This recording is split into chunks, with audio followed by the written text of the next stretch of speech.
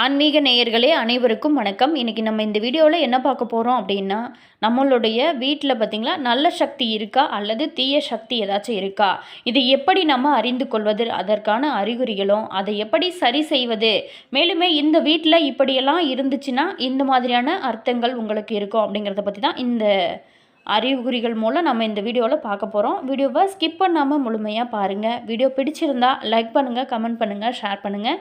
நீங்கள் இன்னும் இனியவள் உற்சாகம் சேனலை சப்ஸ்கிரைப் பண்ணாமல் இருந்தீங்களா சப்ஸ்கிரைப் பண்ணிக்கோங்க.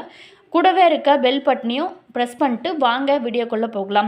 அதற்கு முன்னாடி நம்மளுடைய சேனலை மறக்காமல் சப்ஸ்கிரைப் பண்ணிக்கோங்க. உங்களுடைய கருத்துக்கள் என்ன அப்படிங்கிறத மறக்காமல் கமெண்ட்ஸில் சொல்லுங்கள். மேலுமே இது போல் தகவல்களை நீங்கள் தெரிஞ்சுக்கணும் அப்படின்னாலும் சப்ஸ்கிரைப் பண்ணிக்கோங்க. அதே மாதிரி நம்மளுடைய வீட்டில் தெய்வ நடமாட்டம் இருக்கா இல்லையா உணர்த்துவதான அறிகுறிகள் நம்ம பார்க்க போகிறோம். நம்மளுடைய வீட்டில் தீய சக்திகள் நிம்மதியை குலைக்கும், மேலுமே சண்டை சச்சரவுகள் நிம்மதி இல்லாமல் இருக்கிறது, இந்த மாதிரியான விஷயங்கள் எல்லாம் இருந்துச்சு அப்படின்னா அதனுடைய வீட்டில் பார்த்திங்களா எதிர்மறை ஆற்றல்கள் நிறைந்திருப்பது அர்த்தம். அதே மாதிரி கெட்ட ஆவிகள் ஏதாச்சும் இருக்கா, குடும்பத்தில் ஆரோக்கியம் குறைகிறதா, இதற்கு என்ன செய்யலாம், முதல்ல தீய சக்திகள் இருப்பதை நம்ம எப்படி அறிந்து கொள்வது, அதை பற்றி நம்ம பார்க்க போகிறோம். நிம்மதி இல்லாமல் நம்மளுடைய வீடு பார்த்திங்களா குடும்பமே நிம்மதி இல்லாமல் இருக்கும். இதுக்கு என்ன தான் ரீசன்? ஒரு வீடு அப்படின்னா அங்கே தெய்வ வழிபாடு, தீப ஒளி, இது எல்லாமே ஒரு அவசியமான ஒரு விஷயந்தான். மேலுமே இந்த மாதிரியான விஷயங்கள் எல்லாமே நம்மளுடைய வீட்டில் சிறப்பாக இருந்தால் பிரச்சனை இல்லை. ஆனால் தெய்வ வழிபாடு நடக்கிறது அப்படின்னா கூட அங்கு தெய்வீக ஆற்றல் நிரம்பி இருக்கும் என்ற அர்த்தம் தான். தீப ஒளி பரவி இருக்கிறது அப்படின்னா அங்கு அருள் ஒளி நிறைந்து இருக்கிறது அப்படின்னு அர்த்தம். மேலுமே இதில் குடும்ப நபர்களில் ஒருவருக்கொருவர் கருத்து வேறுபாடுகளோடு இருப்பாங்க. அடிக்கடி தேவையில்லாத சண்டை சச்சரவுகள், காரணமே இல்லாத சும்மா சண்டை சச்சரவுகளானது அந்த வீட்டில் இருக்கும், தீய சக்திகள் நம்மளுடைய வீட்டில் இருந்துச்சுன்னா. அதே மாதிரி எந்த ஒரு செயல்லையுமே திருப்தி, மன நிம்மதி அப்படிங்கிறதே இல்லாமல் இருக்கும். நிம்மதியான உறக்கம் அப்படிங்கிறது இல்லாமலேயே போகும். உறங்கினா கூட கெட்ட கனவுகள் தான் நம்மளுடைய கனவுகளில் வரும். எந்த ஒரு செயலை செய்ய ஆரம்பித்தாலும் சரிங்க, அது பிரச்சனையோடு தான் அது நிறைவு பெறும். மற்றவங்களும் அந்த வீட்டிற்கு வர தயாராகுவாங்க, தயங்குவாங்க, முடிந்த வரைக்குமே தவிப்பாங்க. அதற்கு எல்லாம் என்ன செய்கிறது, இப்படியெல்லாம் பிரச்சனைகள் இருக்குது, இதுக்கெல்லாம் என்ன செய்கிறது அப்படின்னா, தெய்வீக ஆற்றலை மிஞ்சிய ஒரு சக்தி இந்த உலகத்தில் எதுவுமே கிடையாதுங்க. ஒரு வீடு, ஒரு குடும்பம் அப்படின்னு இருந்துச்சுன்னா அங்கு தெய்வ வழிபாடு அப்படிங்கிறது ரொம்ப ரொம்ப முக்கியம். அது எந்த மதமாக வேண்டுமானாலும் இருக்கலாம். அவங்களுக்குரிய அபிமான தெய்வங்களுக்கு முடிந்தால் குலதெய்வத்திற்கு வாரம் ஒரு முறையாவது வீட்டில் வழிபாடானது நிச்சயமாக மேற்கொள்ள வேணும். அதே மாதிரி காலை மாலை என இரு வேளையுமே தீபம் ஏற்றி வழிபட்டோம் அப்படின்னா எந்த விதமான கெட்ட சக்திகள் இருந்தாலுமே நிச்சயமாக அது விலகிவிடும். ஒருவன் பக்தி நிலையில் உயர்ந்து முக்தி அடைந்தால் அந்த நிலைக்கு வீடு பேரு அப்படிங்கிறது பேரு. மேலுமே இல்லறம் நடத்தும் இடத்திற்கும் வீடு என்று பெயர் தாங்க. எனவே தெய்வ வழிபாடானது ரொம்ப ரொம்ப ஒரு மனிதனுக்கு முக்கியமான விஷயம்.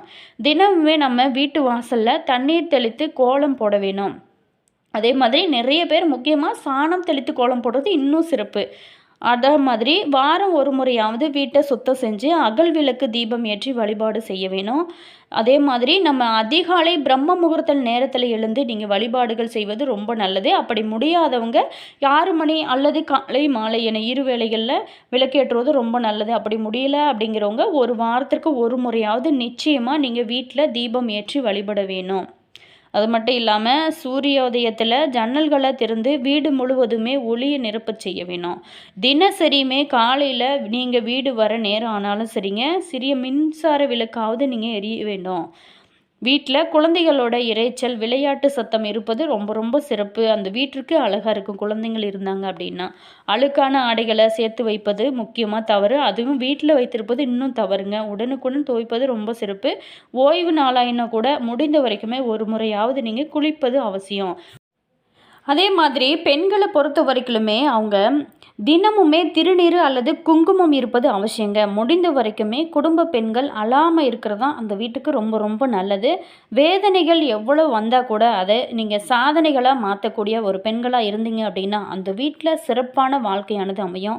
அது மட்டும் இல்லாமல் ஒரு பெண்ணோட கையில் மட்டும்தான் இருக்குங்க. அந்த குடும்பத்தோட நிம்மதி, சந்தோஷம் எல்லாமே அந்த பெண் மட்டும் நினைத்து அப்படின்னா அவங்களோட குடும்பமே செம்மையாக இருக்கும்.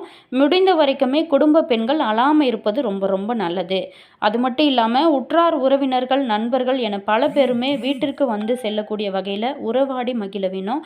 ஆகவே இல்லத்தை நீங்கள் தூய்மையாக்கி உள்ளத்தை மென்மையாக்கி பக்தியோடும் பாசத்தோடும் நீங்கள் நடந்து கொண்டீங்க அப்படின்னா எந்த சக்தியாலும் நம்மளோட நிம்மதியை குலைக்கவே முடியாது. அதே மாதிரி பார்த்தீங்களா, எல்லாமே 2 தாங்க. ஆண், பெண், இன்பம், துன்பம், வரவு, செலவு, நேர்மறை, எதிர்மறை அப்படின்னு ஒன்று இருந்தால் அதற்கு எதிராக இன்னொன்று இருக்கத்தானே செய்யுது. அந்த வகையில் தான் எல்லாருக்குமே நேர்மறையான விஷயங்கள் தான் விரும்புகிறோம். ஆனால் எதிர்மறை செயல்கள் ஒரு மனதை சங்கடத்திற்கு தள்ளிவிடும். மேலுமே இந்த நேர்மறை எண்ணங்கள் தான் ஒரு மனிதனோட வளர்ச்சியை மென்மேலும் அதிகப்படுத்தும். அப்படியாக ஒருவர் பார்த்திங்களா வீட்டில் அதிக அளவில் நேர்மறை எண்ணம் சூழ வேணும், இல்லை அப்படின்னா அது அவங்கள துன்பத்திற்கு மூழ்கிவிடும். ஆனால் ஒருவர் வீட்டில் எதிர்மறை எண்ணங்களால் சூழப்படுகிறது அப்படிங்கிறத எப்படி நம்ம உணர்வது, அதிலிருந்து நம்ம எப்படி பாதுகாத்து கொள்வது அப்படிங்கிறத குறித்து நம்ம இந்த பதிவில் பார்க்க போகிறோம். எதிர்மறை வீட்டில் இருந்துச்சு அப்படின்னா அது நம்ம எந்த ஒரு செயலையும் சரியாக செய்ய விடாமல் தடுத்து கொண்டே இருக்கும். அதாவது எப்பொழுதுமே குடும்ப உறுப்பினர்கள் மந்த நிலையில் மனம் குழப்பத்திலே எப்போதுமே ஒரு ரிலாக்ஸாக மைண்ட் இருக்காது. இந்த மாதிரி குழப்பத்திலே இருந்து கொண்டு தெளிவான எந்த ஒரு முடிவுமே எடுக்க முடியாத சூழலுக்கு தள்ளிவிடும். முக்கிய அறிகுறிகளாக நாம் நட்டு வைத்த மரம் செடி கொடிகள் என்று எதுவுமே சரியாக வளராமல் காய்ந்து போய்விடும். இது மாதிரி தேவையில்லாத சண்டைகள் சச்சரவுகள் வாக்குவாதங்கள் நிம்மதி இல்லாமல் இருக்கிறது. என்னதான் அவங்க சாந்தமாக இருக்க முயற்சி செஞ்சால் கூட அது அவங்கள அடுத்த சண்டைக்கு கொண்டு செல்லுமா.